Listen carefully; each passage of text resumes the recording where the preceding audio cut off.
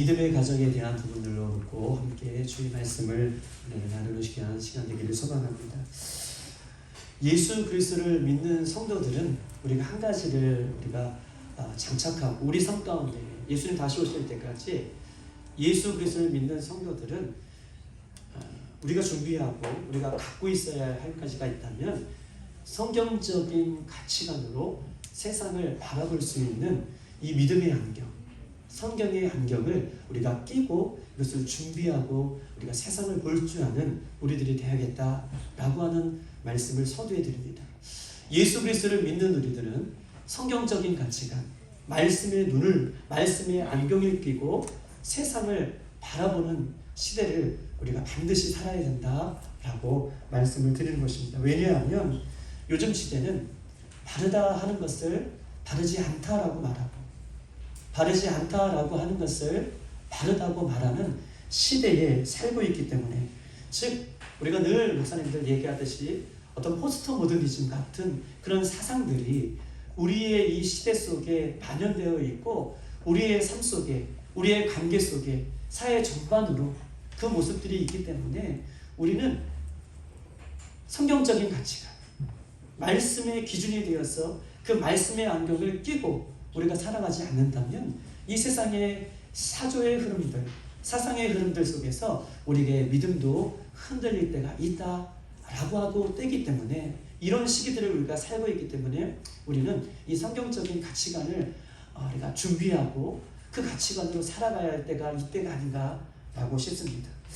20세기 초반에 이 모더니즘이라는 사조는 시작되어서 마치 이 시대 속에 많은 사람들 가운데 이 사회 속에 민물처럼 이 시대 속에 밀려 들어왔어요. 21세기가 거쳐서 21세기를 겪는 이 시기 속에서도 이런 사성들은 우리가 인간의 구조 속에 사회 전반적인 면에서 만연되어 있고 나쁜 영향을 주고 있다라고 그렇게 이야기할 수 있습니다.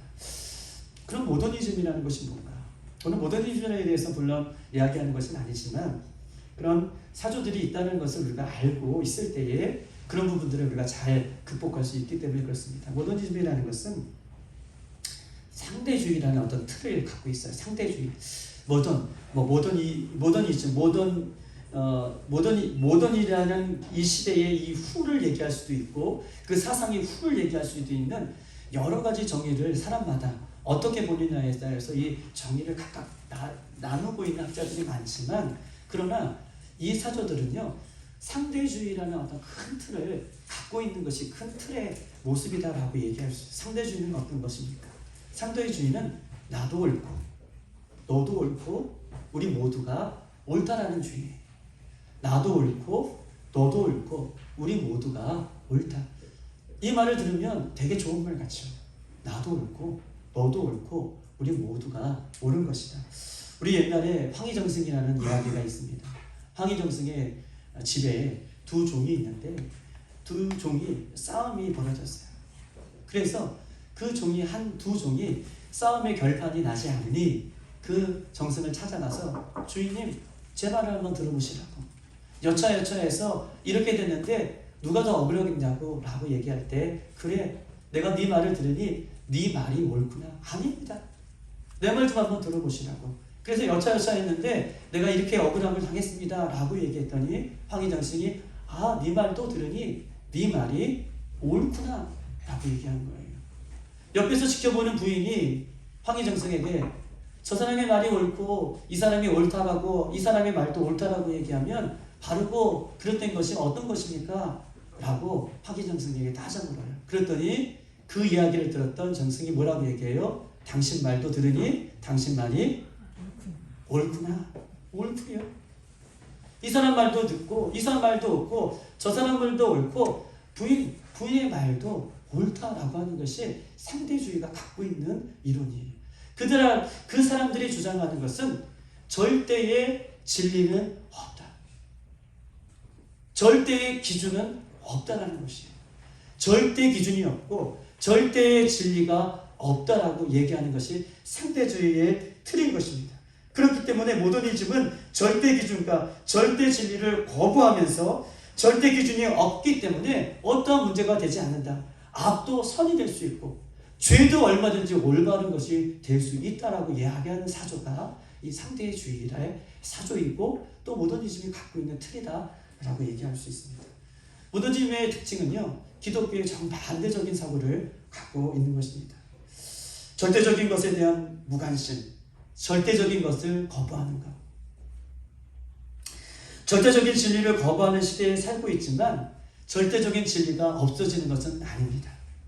이 땅의 모든 것은 죽고 없어지는 모습으로 끝나는 것이지만 이 땅의 모든 것이 죽고 없어질지라도 영원히 존재하는 것이 있는데 그것은 예수님의 말씀이고 그것은 하나님의 말씀인 줄 믿습니다.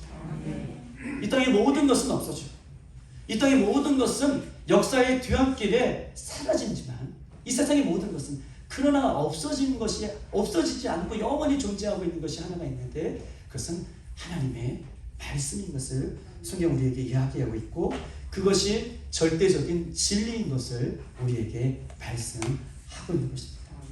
이렇게 절대적인 진리인 하나님의 이 성경적인 가치관, 성경적인 안경을 끼고 세상을 바라봐야지 세상의 옳고 그름을 우리가 판단할 수 있는 기준이 되어서 끝까지 예수님 다시 오실 때까지 믿음을 지킬 수 있는 힘이 우리 살아계신 하나님의 말씀에 있는 것을 믿고 우리가 말씀의 안경으로 우리가 오늘 가정의 날을 통해서 그런 말씀은 살아계신 말씀은 진리이신 말씀은 가정에 대해서 뭐라고 말씀하시고 부모에 대해서 뭐라고 말씀하시며 우리 자녀들에게 뭐라고 말씀하시는지에 대해서 우리 한번 은혜를 나눠보도록 하겠습니다.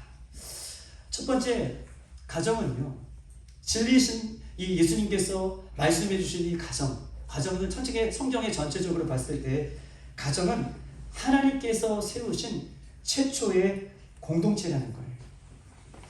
하나님께서 세우신 최초의 공동체가 가정이다.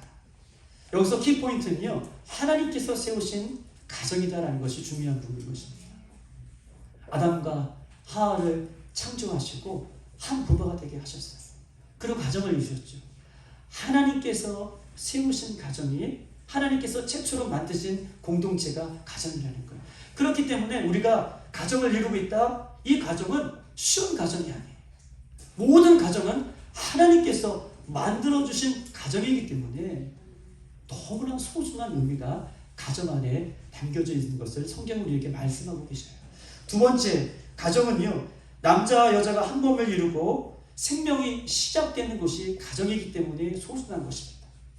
남자와 여자가 한 몸을 이루고 거기서 자녀들의 생명이 시작되기 때문에 생명이 회복되어지고 가정 안에서 생명이 시작되어지고 가정 안에서 생명이 또 성장하고 생명의 근원이 가정의 모습에 있기 때문에 가정은 너무나 소중한 것을 이야기하고 있고 가정 안에서 생명도 죽을 수 있음을 성경은 이야기하고 있기 때문에 생명의 근원된 그 예수님이 함께 하시는 가정, 그렇기 때문에 가정은 너무나 소중한 것을 성경 전체적으로 우리에게 이야기하고 있어요.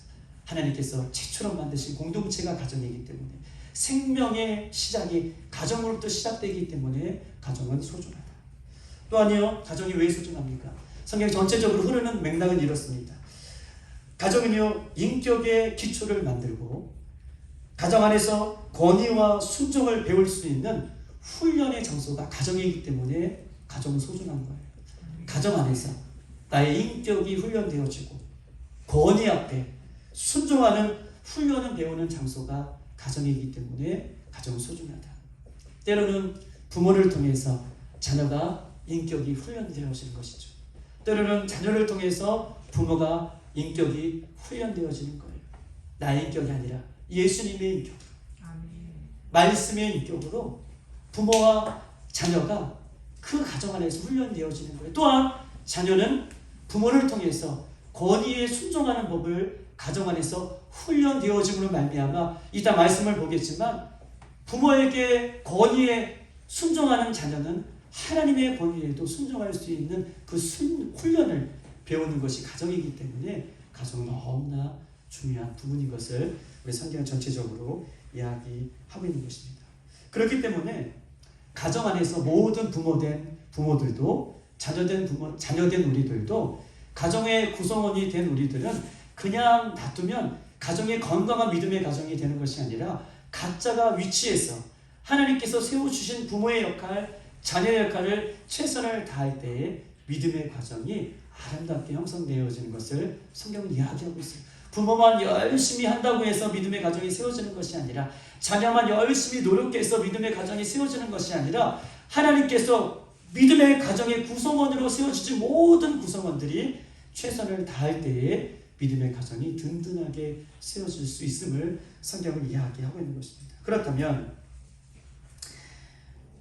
가정의 자녀들이 부모에게 가져야 할 자세는 무엇입니까? 우리 모든 구성원들이 자기의 역할을 철저하게 간직할 때 믿음의 가정이 세워진다라고 말했는데, 그러면 믿음의 가정에 있는 자녀는 어떤 자세로 우리 부모를 섬기고 가정을 섬겨나가야 할까? 첫 번째는요, 자녀된 우리들은요, 하나님의 말씀에 순종하는 자세를 먼저 가져야 됩니다. 첫 번째, 자녀된 우리가 가져야 할까? 하나님의 말씀에 순종하는 자세를 가져야 된다. 오늘 에베소서 6장 1절과 2절에 있는 말씀을 다 같이 한번 읽어보겠습니다. 한번 읽어볼까요? 6장 1절에서 2절 시작.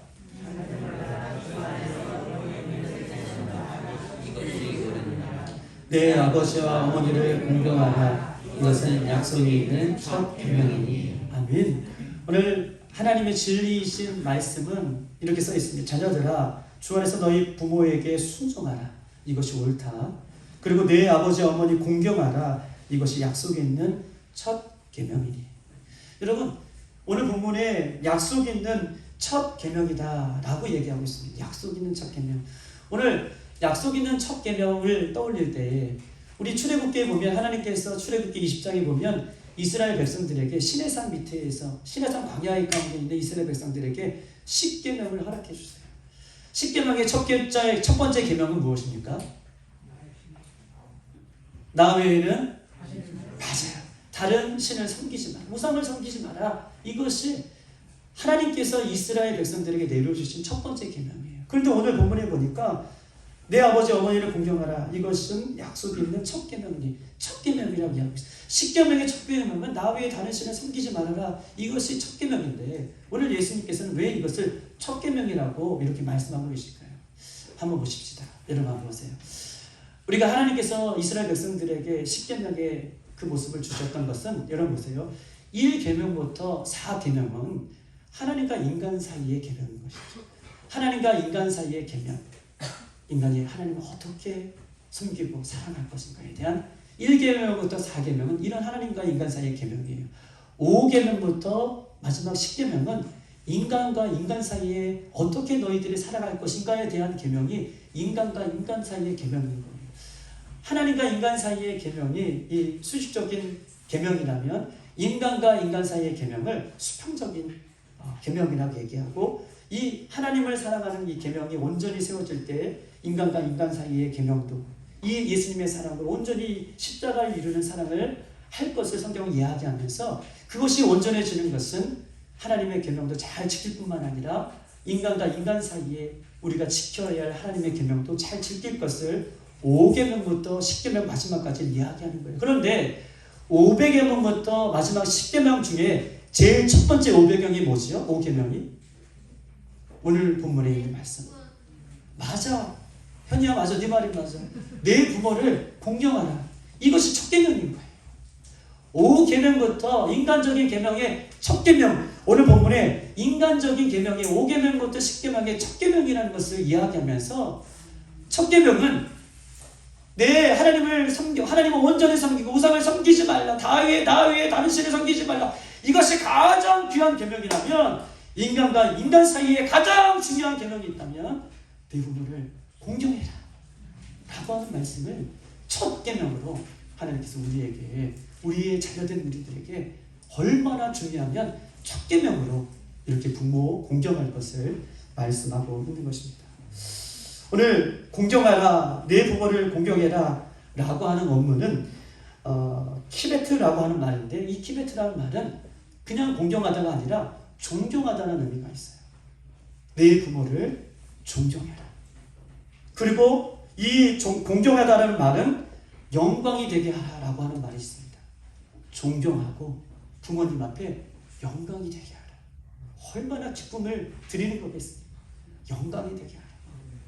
부모가 자녀를 생각할 때 아프고 자녀를 생각할 때 고민이 되어지고 또 어렵고 힘든 것이 아니라 자녀를 생각할 때마다 자녀의 기쁨 때문에 부모가 영광이 되고 너무나 즐겁고 행복합니다. 이렇게 할 것을 이야기하고 있어요. 우리가 잠언 1장 7절에 이렇게 써 있습니다.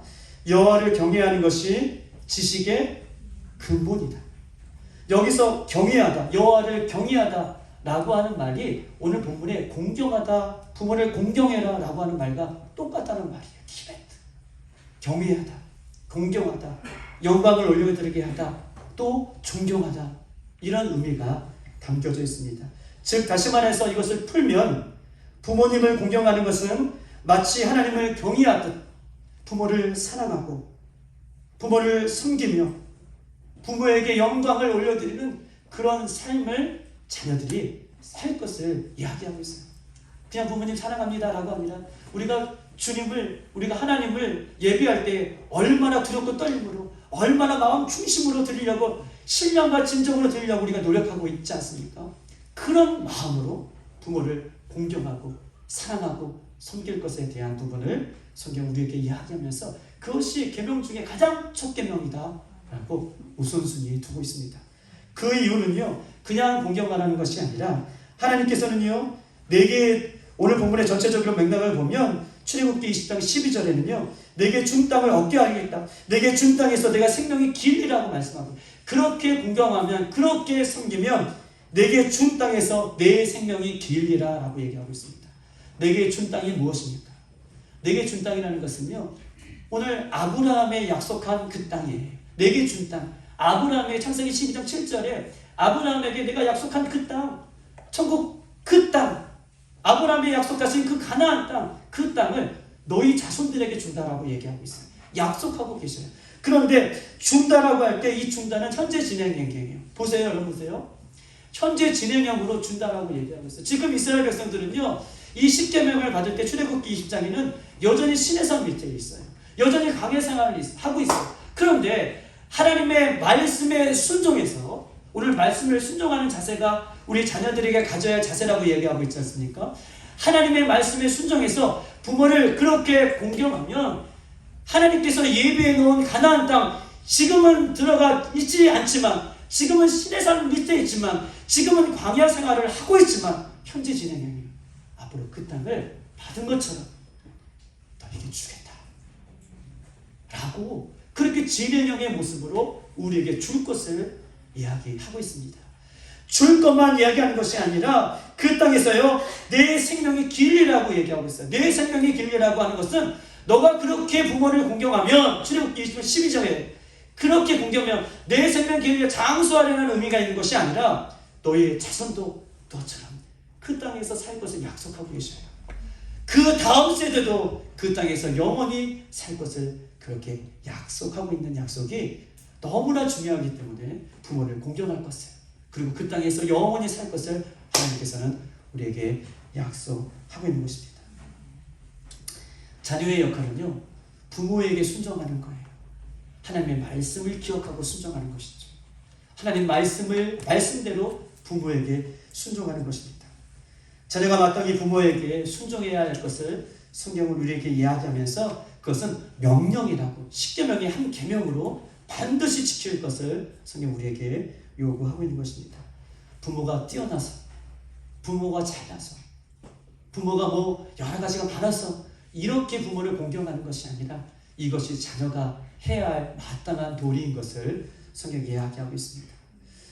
자녀는 부모에게 순종함으로, 보세요, 이제 자녀는요 그렇게 하나님의 말씀에 순종하여서 부모를 순종함으로 하나님의 권위에 대한 순종을 여기서 배우는 거예요.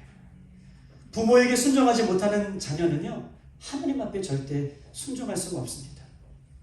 왜냐하면 부모를 하나님께서 세우신 하나님의 권위자로, 하나님의 대언자로, 하나님께서 세우신 제사장으로 부모를, 우리 눈에 보이는 부모를 세워주셨기 때문에 하나님께서 세워주신 그 부모에게 순종하는 것은 하나님께서 세워주신 그 하나님 앞에 순종하는 것과 같은 의미가 있기 때문에 부모에게 순종하는 사람은 하나님에게도 순종할 수 있는 의미가 담겨져 있음을 성경은 이야기하고 있어요. 여러분, 예수님 한번 보십시다.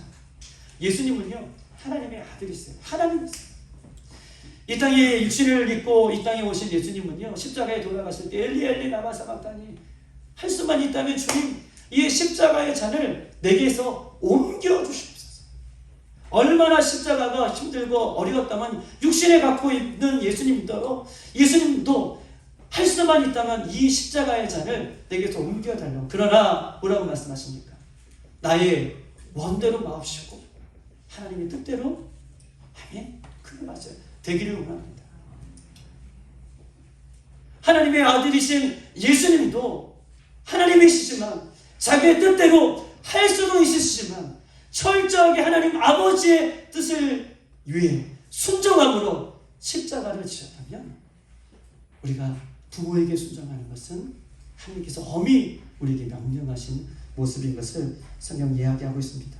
순종은요, 자기 뜻과 다른 사람의 뜻이 충돌될 때에, 순종은요, 나의 뜻과 부모의 뜻이 충돌될 때에 내 뜻을 부인하고 부모의 뜻을 선택하는 것이 순종입니다. 할렐루야. 아멘이십니까? 아멘이십니까? 저희가 하기 너무나 힘든 부분들이 있지만 그러나 말씀에 입각해서 하는 것이죠. 나의 뜻과 부모의 뜻이 충돌될 때에 내 뜻을 접고 부모의 뜻에 순종하는 것, 이것이 순종인 것을 이야기합니다. 그런데 다만 자녀가 부모의 뜻에 순종할 때는 성경에 보니까 주 안에서 순종할 것을 얘기해요. 주 안에서 순종해라. 이 말은요, 주 안에서 순종해다라고 하는 말은 부모에게 순종하기 위해 하나님의 말씀에 불순종하는 모습을 겪지 말라는 거예요.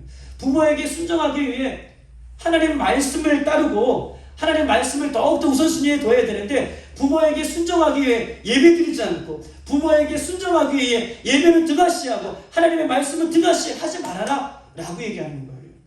부모에게 순종은 순종해야 되는데 그것이 어디 안에서? 주 안에서 순종할 것을 얘기해요. 부모에게 순종해야죠. 부모에게 잘 섬겨드립니다.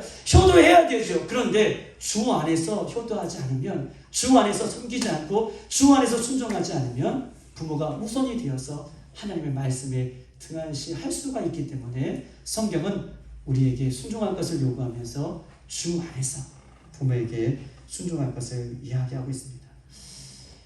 하나님의 말씀을 순종하는 것, 자세, 이 자세를 가질 때 부모에게 순종할 수 있다. 두 번째로는요, 자녀는 부모를 공경해야 된다라고 말씀해 줄 수 있습니다. 자녀는 부모를 공경해야 된다. 모든 사람은 부모로부터 태어났습니다. 그리고 부모의 사랑과 섬김과 수고와 그 은혜를 부모로부터 받았죠.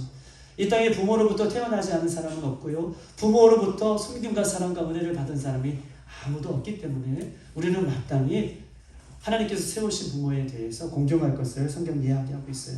이런 부모의 은혜에 진심으로 감사함 없이, 보세요, 이런 부모를 통해서 내가 이 땅에 태어났고 부모를 통해서 내가 지금만큼 자라났고 부모의 섬김과 사랑을 통해서 내가 여기까지 왔음을 잊지 않고 그냥 부모를 공경하는 것은요, 율법적인 공경이라는 거예요.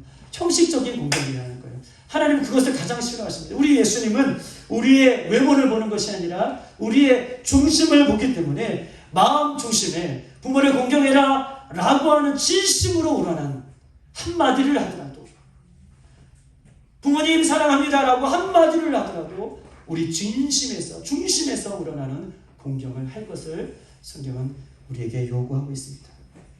그리고 마지막 한 가지는요, 하나님은 첫 번째 부모를 세워주셨으니 첫 번째 권위자이기 때문에 부모에게 공경을 하는 거예요. 부모를 하나님께서 세우신 권위자이기 때문에 그 부모에게 우리가 공경할 것을 성경은 우리에게 말씀하고 계십니다. 부모와 자녀의 관계가 어려워지면 다른 사람의 관계도 어려워지는 경우가 많이 있습니다. 부모와 자녀의 관계가 어려워질수록 그 자녀는 다른 사람의 관계도 어려워지는 것을 볼 수가 있어요. 자녀가 가정에서 부모의 권위에 순종하지 못하는 것을 배웠다면 자녀가 부모의 권위에 순종하지 못하는 모습을 배웠다면 그 자녀는 사회 구조 속에서 들어가서도 다른 사람의 권위를 인정하지 못하고 권위에 묶여서 사는 그런 모습을 우리가 볼 수 있는 것입니다. 신명기 27장 16절에 이렇게 써 있습니다. 그의 부모를 경홀히 여기는 자는 저주를 받을 것이라 할지라 모든 백성이 아멘 하고 할지니라 라고 써 있어요.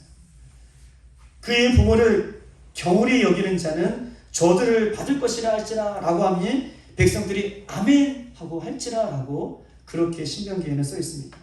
부모를 권위에 무시해서 그렇게 살아가는 자는 하나님께서 반드시 저주하겠다라고 말씀하십니다. 부모를 무시하는 것은요, 하나님을 무시하는 것 같다라고 성경은 이야기하고 있기 때문에 부모의 권위에 반드시 공경할 것을, 순종할 것을 성경은 이야기하고 있어요. 출애굽기 오늘 우리가 봤지만 20장 12절에는 그렇게 부모를 공경하고 사랑하는 자에게는 어떻게 해요? 하나님께서 주시는 약속의 땅을 받을 것이고 그 땅에서 영원히 하나님과 살 것을 약속하고 있는 것입니다. 그런데요, 보세요. 부모된 우리가 먼저, 자녀된 우리는 마땅히 부모에게 이렇게 순종해야겠죠. 그런데 부모된 우리가 하나님의 말씀에 불순종하면 자녀는 하나님의 말씀에 순종하는 것을 어떻게 해요?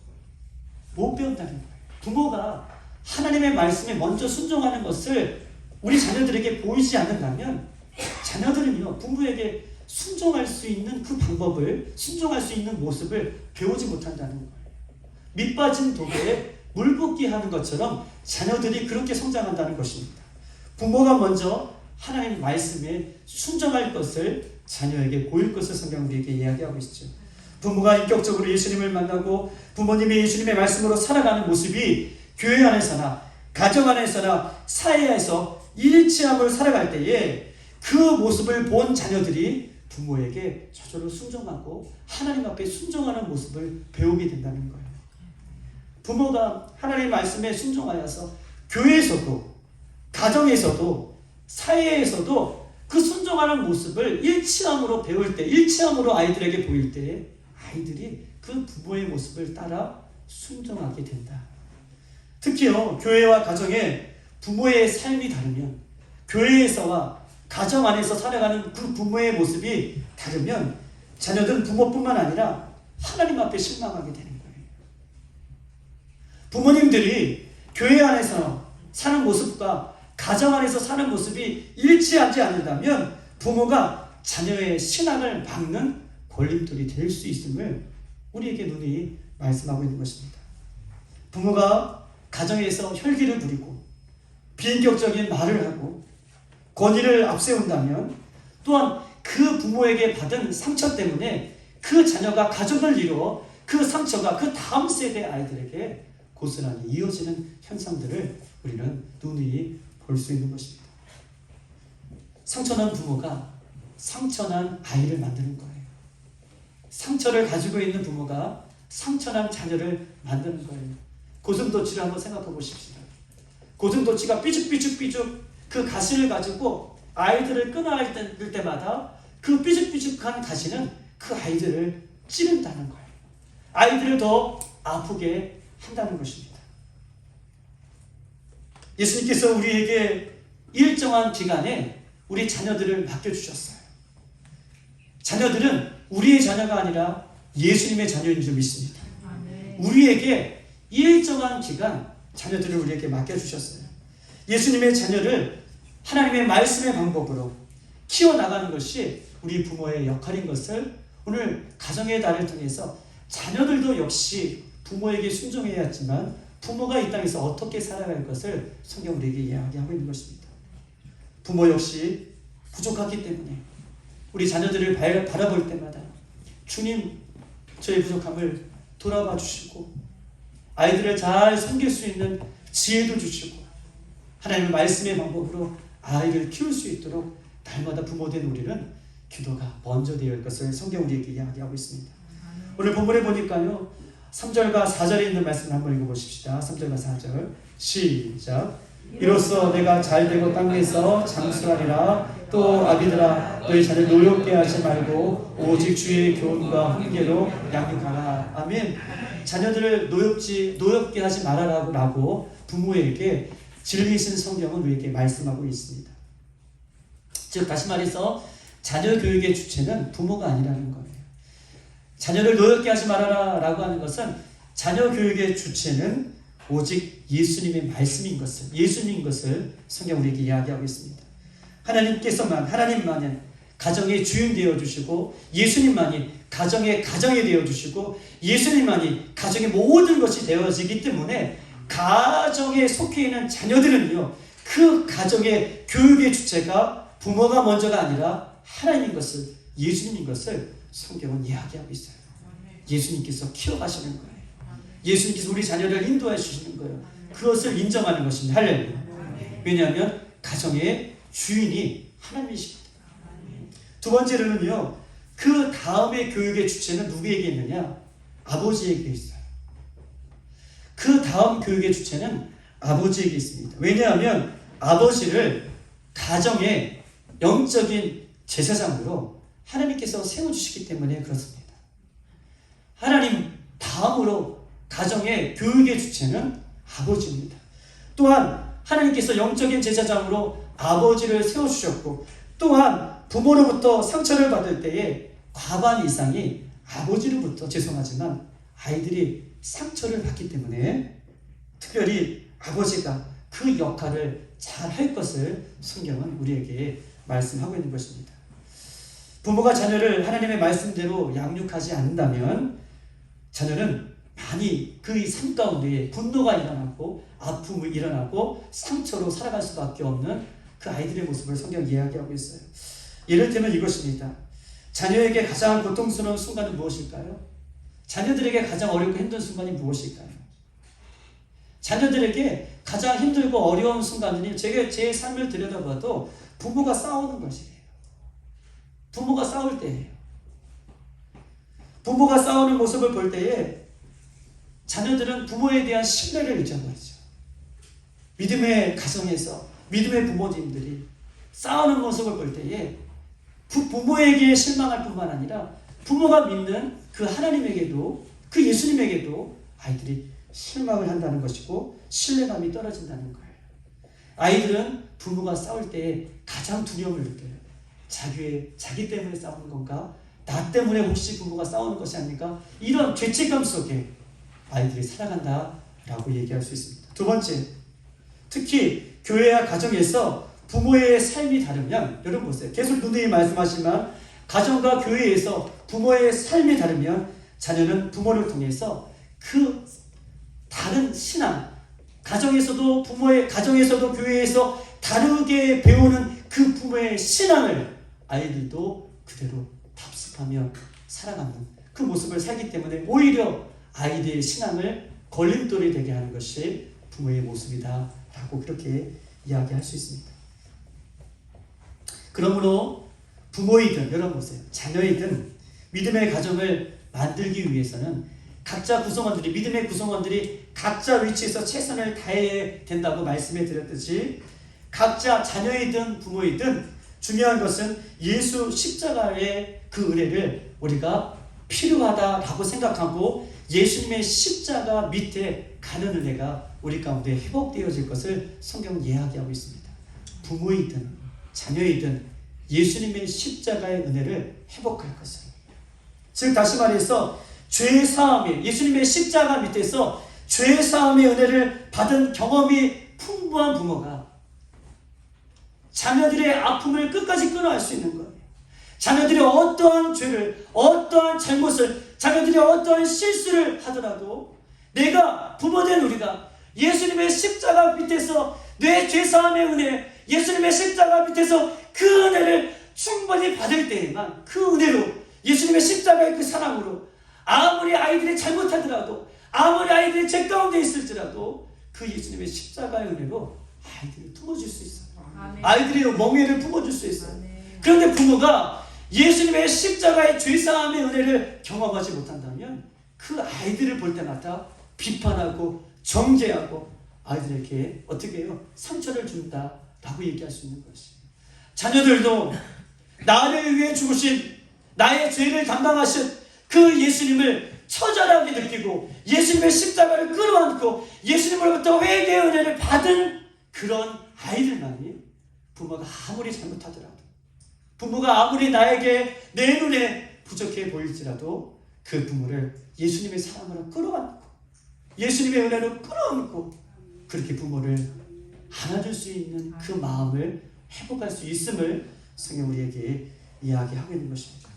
십자가를 피하는 부모, 십자가의 은혜를 경험하지 못하는 부모는 자기 자신도 죄의 감옥에 갇혀 있을 뿐만 아니라 자녀의 인생까지도 어떻게 해요? 죄 속에서 머물러 있게 하기 때문에 늘 날마다 부모된 우리는 자신의 죄를 먼저 예수님의 십자가 앞에 가감하게 내려놓고 우리 아이들도 예수님의 은혜로 품어줄 수 있는, 예수님의 십자가로 품어줄 수 있는 우리 믿음의 가정들이 되어지기를 주님의 이름으로 축복합니다.